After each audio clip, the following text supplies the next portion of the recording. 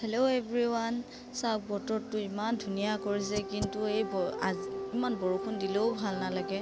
আৰু এই বৰষুণৰ কাৰণে আজি মোৰ ইমান লেট হৈ গৈছে। এতিয়া বাজিছে প্ৰায় 8:30 আৰু এয়া মই আহি পালোঁ নলবাৰী।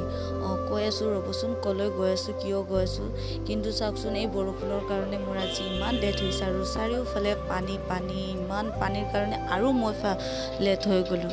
চ' আজি মই গৈ আছোঁ সৰ্থেবাৰী সুকেকুচি। চ' তাতে এখন নাটকত মই এগ্ৰিমেণ্ট কৰিলোঁ। বহুত দিনৰ পৰা মানে ফটোশ্বুটটো হ'ব বুলি কৈছিলে। চাওক, ইফালে চাওকচোন বতৰটো ইমান ভাল কৰিছে, কিন্তু কি ক'ম, মানে আজি মোৰ সঁচাই বহুত লেট হৈ গ'ল ৰাতিপুৱা। আৰু এগ্ৰিমেণ্ট কৰিলোঁ। চ' ফটোশ্বুটটো মানে এনেকৈ কেঞ্চেল হয় আজি ফিক্স হ'ল। চ' তাতে গৈ আছোঁ। আহি পাব লাগিছিলে মই 11টা মানতে, কিন্তু বৰষুণটোৰ কাৰণে আৰু এই পানীৰ কাৰণে বহুত লেট হৈ গ'ল। আৰু চাওকচোন ইফালে ৰ'দটো দিয়া, আকাশখনো চাফা লাগিছে, পথাৰখন ইমান ধুনীয়া লাগিছিলে। চ' ফাইনেলি মই আহি গ'লোঁ। আৰু ঋতিকমলে মোৰ কাৰণে ৰাস্তাত ৰৈ আছিলে। আৰু এই হ'ল আমাৰ নাটকখনৰ কমেডিয়ান হ'ব। আৰু তেতিয়া মই গৈ পালোঁ প্ৰায় 1:30মান বাজিছে। চ' গৈয়ে মোৰ আৰু সময় নহ'ল, লগে ড্ৰেছ চেঞ্জ কৰি ফটোশ্বুটত লাগি গ'লোঁ। তেতিয়ালৈকে আমাৰ ইন্ট্ৰডাকশ্যন একো হোৱাই নাছিলে, কাৰণ বহুত লেট হৈ গৈছিলে আৰু ময়ো ৰিটাৰ্ণ আহিব লাগে। সেইকাৰণে জল্দি আগতে ফটোশ্বুটটো কৰি ল'লোঁ। তাৰপিছত এয়া হ'ল মানে মোৰ নাটকত মোৰ বাৰ অভিনয় কৰিব। চ' আমাৰ মানে বা আৰু ভনীয়েকৰ ফটোশ্বুটটো হৈ আছিলে।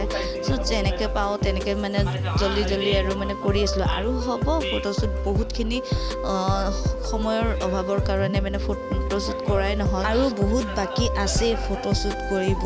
চ' তেনেকুৱা আৰু ফটোশ্বুটখিনি কমপ্লিট হ'ল। চ' তাৰে পিছত ফেমিলি ফটোশ্বুট হ'ল।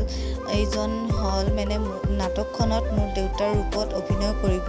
চ' নিজাম দাই মোক দেখাই দি আছিলে, কাৰণ নাটকখনত মই বহুত চঞ্চল, মানে তেনেকুৱা টাইপৰ দেউতাকৰ একদম লাডলি টাইপৰ মানে ৰোলটো হ'ব। চ' তেনেকৈ দেখাই দিলে। তাৰপিছত ফটোশ্বুটৰ মাজতে যিহেতু আমাৰ বহুত সময়ৰ অভাৱ হৈ গৈছিলে, চ' তাৰে মাজতে নিজাম দাই সকলোকে লগত চিনাকি কৰি দিলে। যিহেতু ময়ো কাকো চিনি নাপাওঁ, মোকো কোনো চিনি নাপায়, চ' চিনাকিটো কৰি দিলে।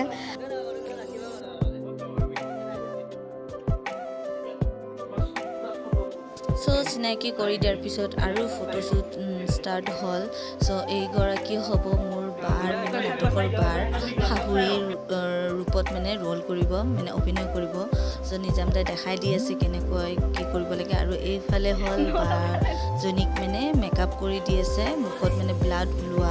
চ' তাৰে অলপমান ফাল্টুমি কৰি আছিলে। চ' মাজে তেনেকুৱা ফাল্টুমি কৰিবও লাগে। চ' আৰু ফটোশ্বুট চুৰু হ'ল, মানে নিজাম দাই দেখাই দিছে কেনেকৈ কৰিব লাগিব।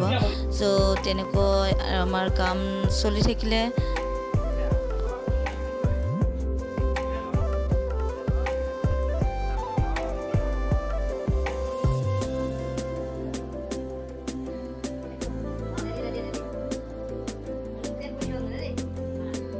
চ' তাৰপিছত আৰু মোৰ ফটোশ্বুট চুৰু হ'ল। আৰু বহুতখিনি মই ভিডিঅ' বনোৱা নহ'ল, যিহেতু আমাৰ বহুত সময়ৰ নাটনি হৈ গৈছিলে। চ' মই কৈছোঁৱে বহুত লেট হোৱা বুলি। চ' লাষ্টত মোক আৰু সকলোৱে ক'লে যে তুমি নিজৰ এটা প'জ দিয়া। চ' মই এনেই প'জ দি থাকোঁতে এই ফ্ৰকটো মোৰ নাছিলে, সেইকাৰণে ফ্ৰকটো মোৰ তাতে ফিটিং নোহোৱাৰ কাৰণে পিছফালেৰে মই পিনেৰে ফিটিং কৰি পিন্ধি লৈছিলোঁ। আৰু সেইকাৰণে প'জ দিওঁতে মোৰ বাৰ পিনটো খুলি গৈ আছে। চ' তেনেকৈ আজিৰ ফটোশ্বুটটো কমপ্লিট কৰিলোঁ, আৰু লগতে আমাৰ এগ্ৰিমেণ্টটোও কৰি ল'লোঁ।